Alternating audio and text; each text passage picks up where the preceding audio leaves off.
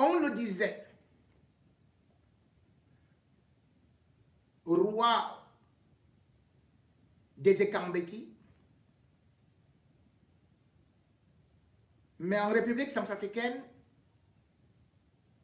il est considéré comme le sauveur. Depuis son arrestation, donc, et même avant son arrestation,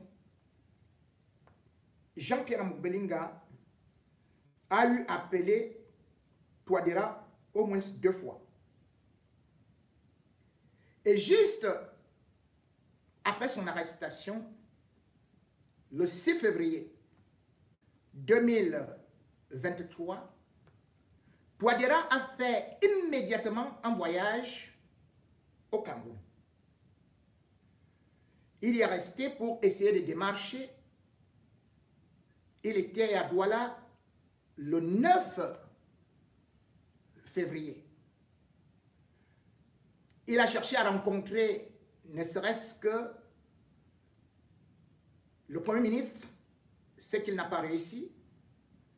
Et puis, il a aussi essayé de contacter Paul Biya. Or, comme je vous ai souvent dit, Touadéra est le seul président de l'Afrique centrale à n'avoir véritablement pas eu la chance, l'opportunité de voir ses demandes d'audience être exaucées. Il a fallu donc attendre justement que la 15e assemblée des pays de la CEMAC puisse se tenir à Yaoundé et que justement, parce que les lois de la CEMAC disent que le flambeau se passe de pays en pays selon l'ordre alphabétique.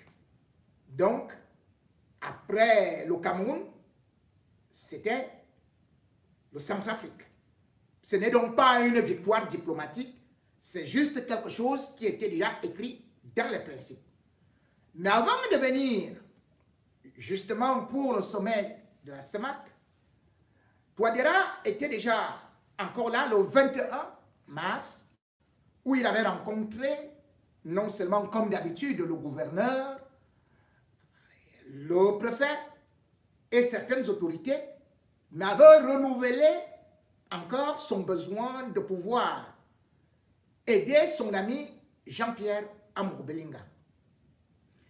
Et lors de ce sommet, Touadéra a voulu placer mot à Biya, qui n'a d'ailleurs pas voulu entendre, mais il est resté à essayer de contacter le ministre des Affaires étrangères du Cameroun, qui, Mbela, lui a aussi répondu plus tard d'attendre la réponse.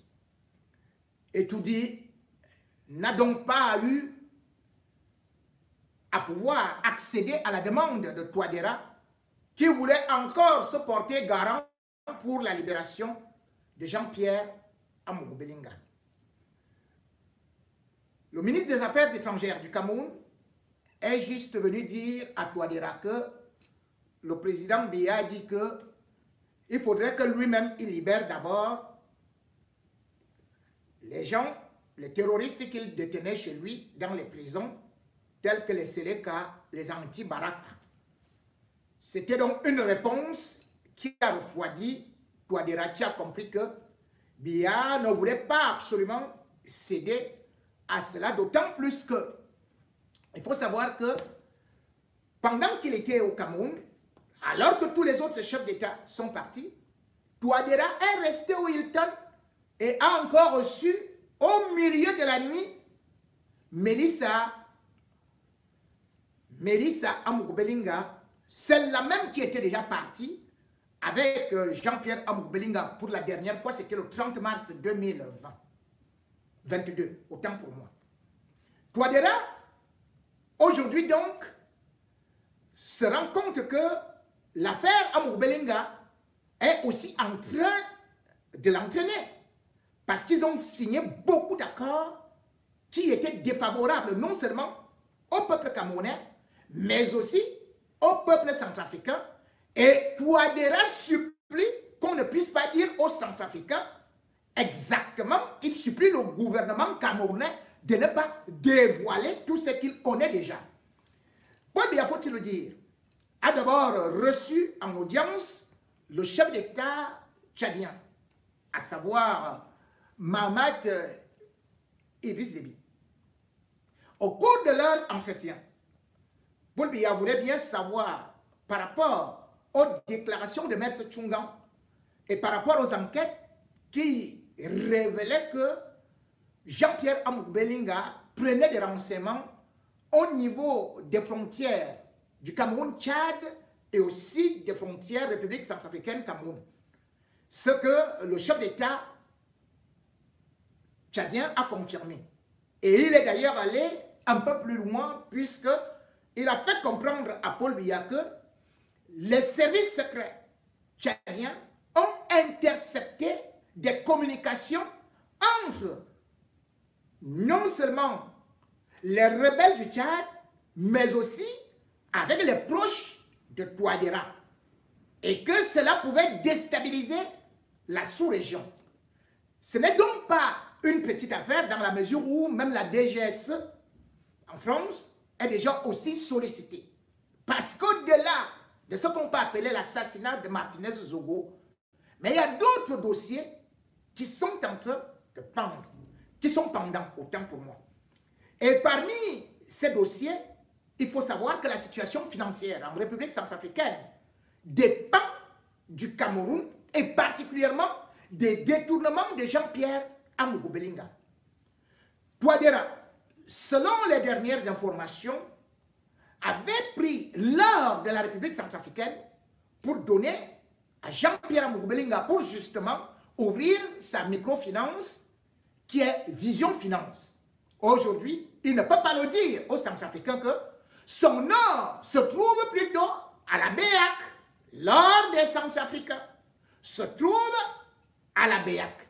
Et ce qui est beaucoup dramatique dans cette histoire, c'est que Touadéra avait beaucoup misé sur Jean-Pierre Amouk Belinga pour essayer de renflouer les caisses de l'État, puisque d'ailleurs, lors des derniers mois, les 2 derniers mois, avant son arrestation et son incarcération le 4 mars 2023, Jean-Pierre Amouk Belinga avait dû payer les mercenaires de Wagner qui sont arrivés presque au nombre de 300. Parce que c'était un deal qu'il devait souvent renflouer les caisses comme ça. Et au-delà de ça, Jean-Pierre Amouk Belinga contrôle d'énormes sommes, quelques sommes d'argent qui ont été aussi puisées en République centrafricaine. Rappelez-vous justement que c'est en 2017 que Jean-Pierre Amouk Belinga avait ouvert justement sa filière de Vision 4 RCA. Après avoir aussi ouvert une radio. Mais par la suite, il y aura un événement exceptionnel qui va intervenir. À savoir que le 3 juin 2019, Touadéra va recevoir Jean-Pierre Amouk Belinga au niveau de la présidence. Et quand il va recevoir Jean-Pierre Amouk Belinga devant les caméras, c'est ce jour-là qu'il va lui dire que son dossier pour la réfection de la télévision centrafricaine a été retenu. Ça a choqué les Centrafricains et même d'autres opérateurs économiques dans la mesure où il y avait 3 concurrents. Sur les 3 concurrents, il y avait une société italienne qui avait sorti un devis pour une télévision haut de gamme avec des infrastructures de la dernière technologie. Mais curieusement, ce devis, ces estimations étaient à 38 milliards. Une autre entreprise, celle-là était malienne, avait aussi sollicité le même marché auprès des autorités maliennes. Touadéra, qui n'est pas le chef des marchés, qui n'est pas le ministre des marchés ni de la communication, a regardé ce dossier, a étudié et a vu qu'il avait beaucoup d'avantages parce que c'était 17 milliards. Non seulement pour l'immeuble, mais aussi Et surtout, c'est une société qui est de notoriété internationale, qui a déjà travaillé dans plusieurs pays.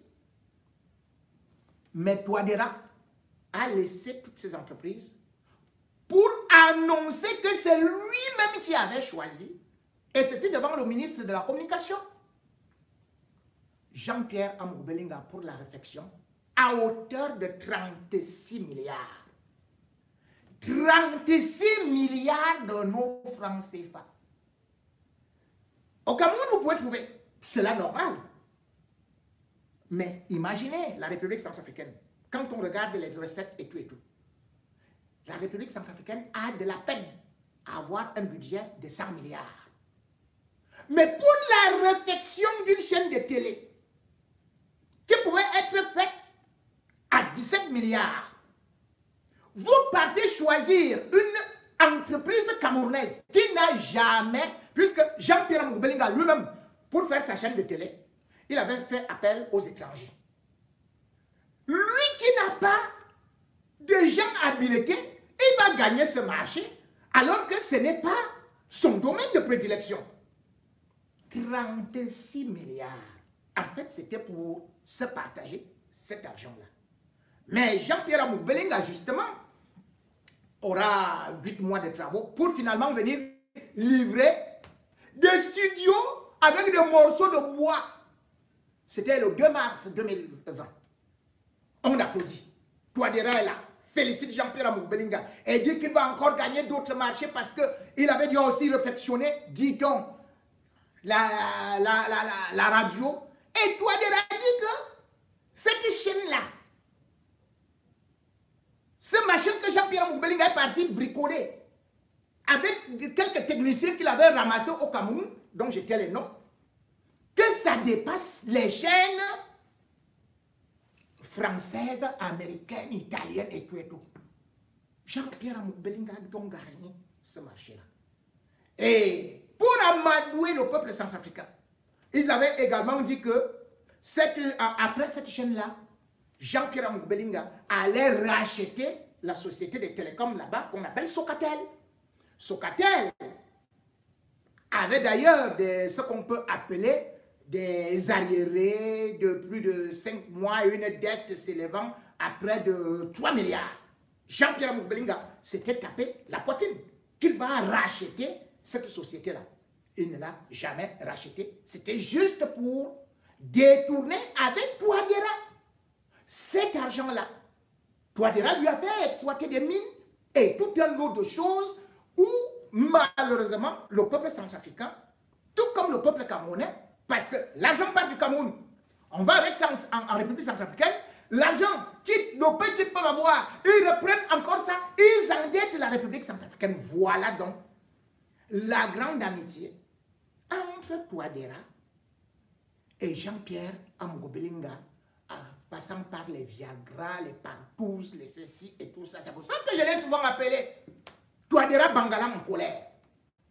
Il a donc essayé de faire sortir son ami de ce traquenard où il se trouve, parce que quand même, il est démontré aujourd'hui que la République centrafricaine, c'est une intelligence avec des services étrangers. On ne peut pas prendre des gens de la DGRE.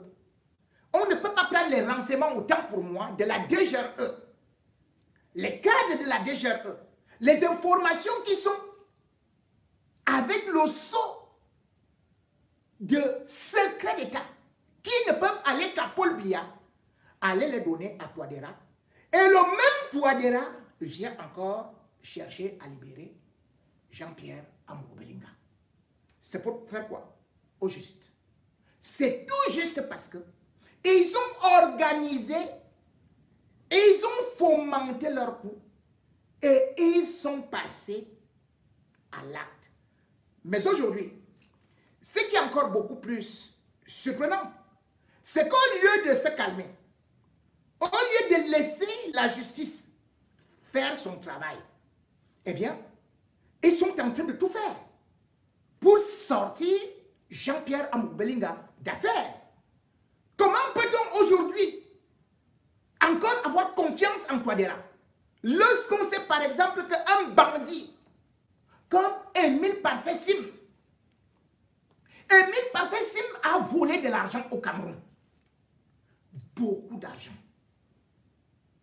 Des familles, des associations sont en pleurs. Cet individu a été arrêté suite à un mandat d'amener. On arrive avec lui alors qu'il n'y a aucune garantie. Laurent Esso a demandé qu'on lui accorde la liberté provisoire. Et qu'est-ce qui s'est passé? Direct. Émile Parfait Sim a fui du Cameroun pour se retrouver en République centrafricaine. Et au lieu de se cacher calmement pour narguer encore les Camerounais, Touadéra a signé à Émile Parfait Sim, un bandit recherché au Cameroun, un papier de représentation. Émile Parfait Sim s'en va en Russie pour représenter la République centrafricaine, alors qu'il a volé des milliards au Cameroun et que son affaire n'a jamais été jugée. Et le même Touadéra revient pour demander maintenant en complicité avec Laurent Esso qu'il faut libérer Jean-Pierre Amougou Belinga, qu'il peut se porter garant que Jean-Pierre Amougou Belinga ne va pas fuir. Vous comprenez ça? Si déjà Émile Parfait Sim a fui, si déjà nous connaissons par exemple que Sani Yalo, qui est l'ami de Touadéra, qui est son conseiller et qui est en même temps son argentier, qu'il a fait des coups d'État, que c'est lui qui a organisé le coup d'État en Guinée équatoriale, et que son frère Dada Yalo a été à Laurent Esso. Où est Dada Yalo? C'est Laurent Esso qui l'a libéré. Et aujourd'hui, dans les mêmes conditions, on avait dit des gens qui ont tenté de renverser Obiangema. Laurent Esso a eu le culot de le libérer. L'autre qui attend d'être jugé, c'est-à-dire que la Guinée équatoriale a demandé à la République centrafricaine, donc à Touadéra, ne serait-ce qu'une commission rogatoire. Touadéra a refusé. La Guinée équatoriale a dit, envoie-nous-le, on va le juger. Touadéra a refusé. Mais il se balade avec Touadéra. Et c'est ce Touadéra-là que vous êtes en train de dire avec Laurent Esso qu'il faut libérer Jean-Pierre Amougou Belinga. Et ils ont rapidement actionné dans le réseau de faux, défiant même aujourd'hui Popol pour essayer d'extraire Jean-Pierre Amougou Belinga en prison. Ce qui risque de créer une guerre civile au Cameroun. Ce qui démontre encore que Laurent Esso a détruit la justice camerounaise. Ce qui montre encore que Laurent Esso est dangereux pour notre République et est en train d'organiser, non seulement avec Jean-Pierre Amougou Belinga, mais avec le réseau Touadéra, une véritable campagne méticuleusement bien huilée de déstabilisation du Cameroun. Laurent Esso doit donc être lui-même interpellé. Parce que ce qu'il a essayé de faire et ce qu'il tente de faire, nous ne faisons que lancer encore cet appel au peuple camerounais. Vigilance, parce que la libération de Jean-Pierre Amougou Belinga, orchestrée par Laurent Esso, ou encore son évasion, sont au programme.